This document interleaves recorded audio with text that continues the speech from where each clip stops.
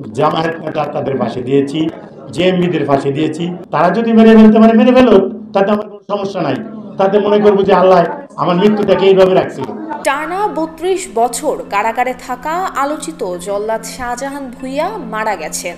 আজ সকালে রাজধানীর সোহরাওয়ার্দী মেডিকেল কলেজ হাসপাতালে চিকিৎসাধীন অবস্থায় মৃত্যু হয় তার। ডিএমপির শেরেবাংলানগর থানার পরিদর্শক সজীব দে এ তথ্য নিশ্চিত করেছেন। তিনি জানান, আজ ভোর ৫টার দিকে জল্লাদ শাহজাহানকে হেমায়েতপুর থেকে সোহরাওয়ার্দী হাসপাতালে নিয়ে আসে তার বাড়ির মালিক। বুকে ব্যথা অনুভব করায় হাসপাতালে নিয়ে আসা হয় শাহজাহানকে। হাসপাতাল থেকে নিয়ে আসা হলে কর্তব্যরত চিকিৎসক তাকে মৃত ঘোষণা করেন।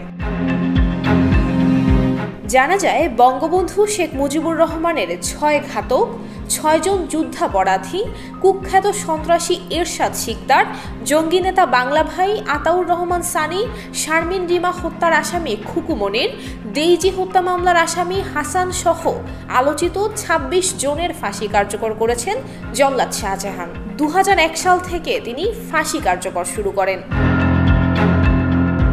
শাহজাহান ভূঁইয়া নরসিংদীর পলাশ উপজেলার গজারিয়া ইউনিয়নের ইসাখালী গ্রামের বাসিন্দা। তার বাবার নাম হাসেন আলী ভূঁইয়া। নানান অপরাধে গ্রেফতারের পর শাহজাহান ১৯৯১ সালের ১৭ ডিসেম্বর মানিকগঞ্জ জেলা কারাগারে যান। ২০২৩ সালের ১৮ জুন ঢাকা কেন্দ্রীয় কারাগার থেকে মুক্তি পান তিনি।